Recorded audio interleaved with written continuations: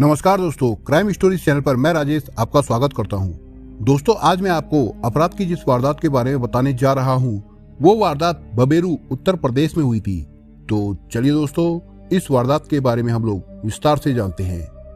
8 अक्टूबर 2020 की सुबह 8 बजे बबेरू कस्बे के कुछ लोगों ने एक ऐसा खौफनाक मंजर देखा जिससे उनकी रूह तक कांप उठी। एक आदमी सड़क पर बेखौफ पैदल आगे बढ़ता जा रहा था।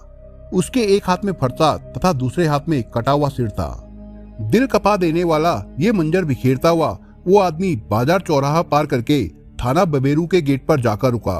पहरे पर तैनात सिपाही की नजर जब उस पर पड़ी तो वो घबरा गया। फिर हिम्मत जुटाकर अपनी ड्यूटी निभाने के लिए पूछा, कौन हो तुम? ये सब बातें हम बड़े दरोगा साहब को बताएंगे, उन्हें बुलाओ।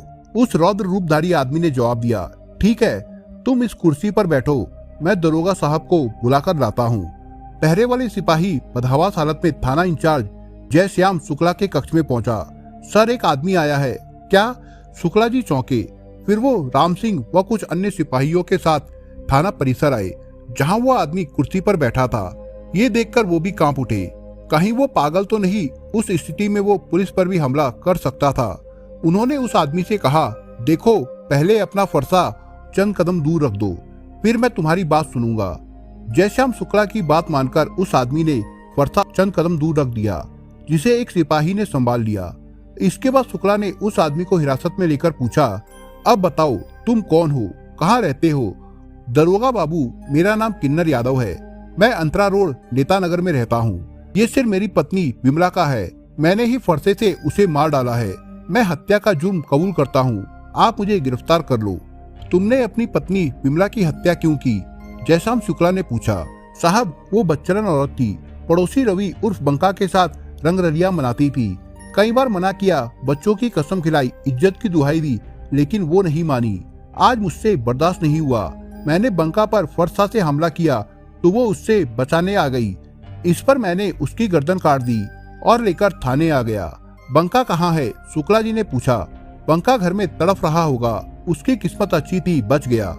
पूछताछ के बाद प्रभारी शुक्ला ने कातिल किन्नर यादव को हवालात में बंद कराया। फिर इस दिल कपा देने वाली घटना की सूचना पुलिस अधिकारियों को दे दी। इसके बाद सिर लेकर पुलिस बल के साथ नेता नगर स्थित किन्नर यादव के मकान पर पहुंच गए।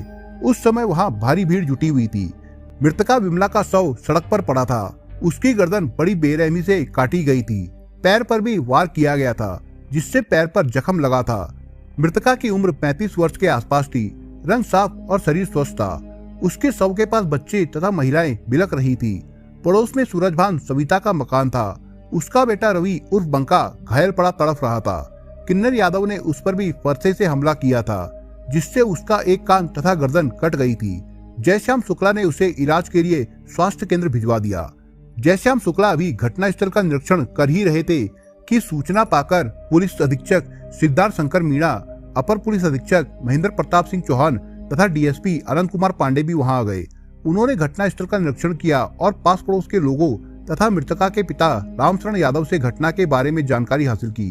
पड़ोस में रहने वाली रनकी ने बताया कि विमला जान बचाने के लिए उसके घर में घुस आई थी, लेकिन पीछा करते हुए उसका पति किन्नर यादव घर में आ गया था। वो विमला के बाल पकड़कर घसीटते हुए घर के बाहर सड़क पर ले गया। फिर उसने फरसे से विमला की गर्दन धड़ से अलग कर दी। वो चाहकर भी उसकी कोई मदद नहीं कर पाई थी। रामदत्त की बेटी अंतिमा ने पुलिस अधिकारियों को बताया कि वो घर के बाहर साफ सफाई कर रही थी। तभी किन्नर चाचा फरसा लेकर आए और बंका पर हमला कर दिया। उसका कान तथा गर्दन कट गई।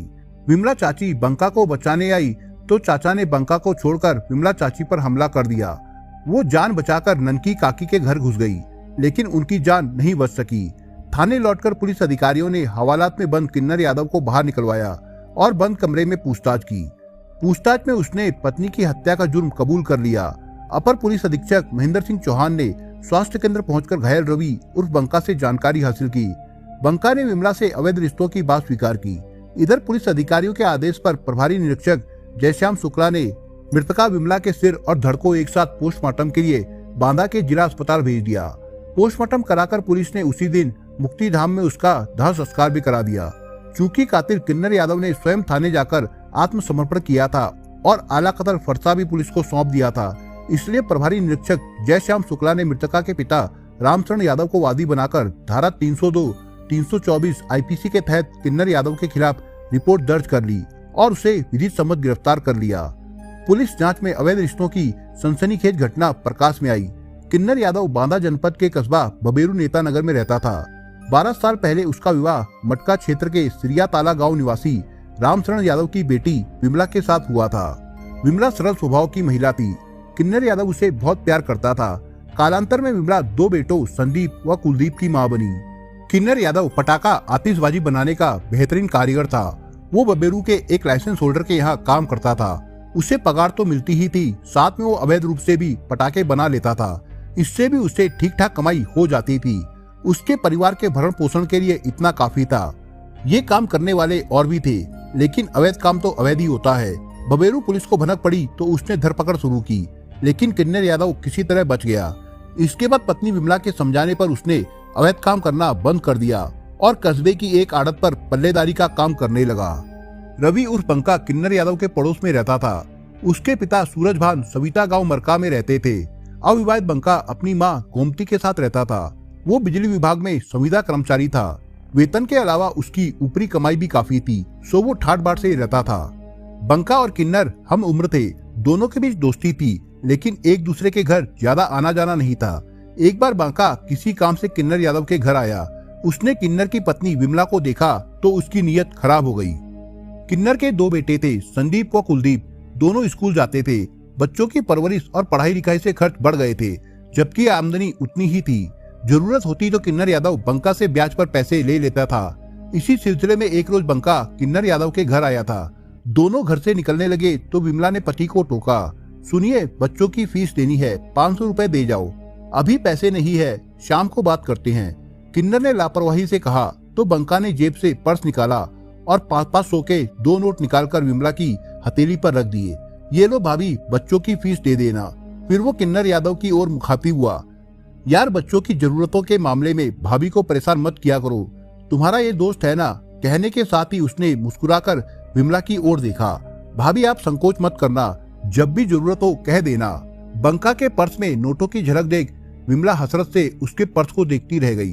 बंका समझ गया कि विमला की दुखती रग पैसे की जरूरत है। उस रोज के बाद वो गाय बगाहे विमला की आर्थिक मदद करने लगा। अब दोनों एक दूसरे को देखकर मुस्कुराने लगे थे। बंका की नजरें विमला के सीने पर पड़ती तो वो जानबूझकर आंचल गिरा देती, जिससे बंका अपनी आंखें सेक सके। दरअसल बंका विमला को पाने के लिए ललायित था, तो विमला भी कुंवारे बंका को अपने रूप जाल में फंसाने को उतावली थी। घर के बढ़ते खर्चों के कारण किन्नर यादव की व्यस्तता बढ़ गई थी। वो ज्यादा से ज्यादा समय आड़त पर बिताता था ताकि पल्लेदारी कर ज्यादा पैसा कमा सके। वो सुबह घर से निकलता तो देर रात तक थका मांदा लौटता था। उसका पूरा दिन और आधी रात आड़त पर ही बीत जाती थी। घर आता तो खाना खाकर सो जाता था। कभी मन हुआ तो बेमन से विमला को बाहों में भर लेता, फिर अपनी थकान उतारकर एक और लुढ़क जाता। इससे विमला का मन भटकने लगा। वो रवि बंका के हसीन जाल में फंसने को उतावली हो उठी। पहले तो बंका किन्नर यादव की उपस्थिति में ही आता था, बाद में वो उसकी गैर मौजूदगी में भी आने लगा। विमला से उसका हंसी मजाक व नैन मटक्का पहले ही दिन से शुरू हो गया था। गुजरते दिनों के साथ दोनों नजदीक भी आते गए। उसके बाद एक दोपहर को वो सब हो गया जिसकी चाहत दोनों के मन में थी। विमला और बंका के सामने एक बार पतंग का रास्ता खुला तो वे उस पर लगातार फिसलते चले गए। दिन में विमला घर में अकेली रहती थी। किन्नर यादव आड़त पर चला जाता था और दोनों बच्चे स्कूल। विमला फोन करके बंका को बुला लेती।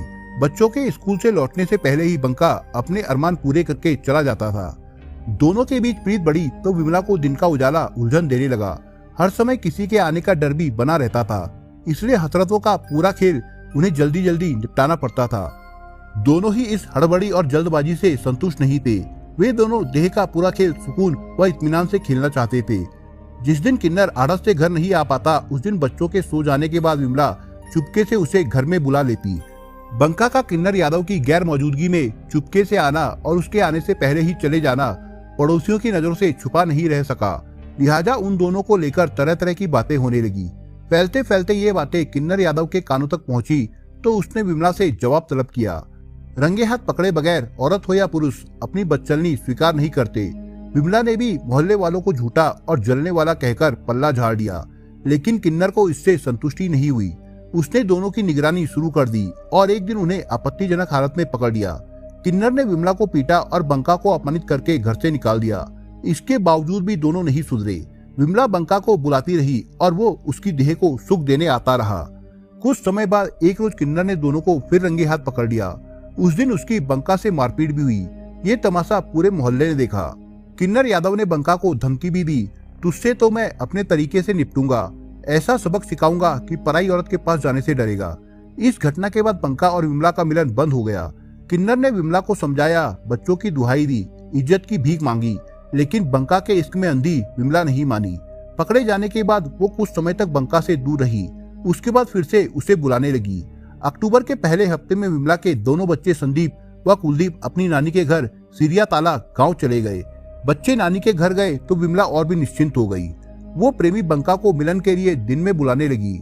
8 अक्टूबर 2020 की सुबह 6 बजे किन्नर किसी काम से घर से निकल गया। उसके जाने के बाद बंका उसके घर आ गया। वो विमला को बाहों में भरकर प्रणय निवेदन करने लगा।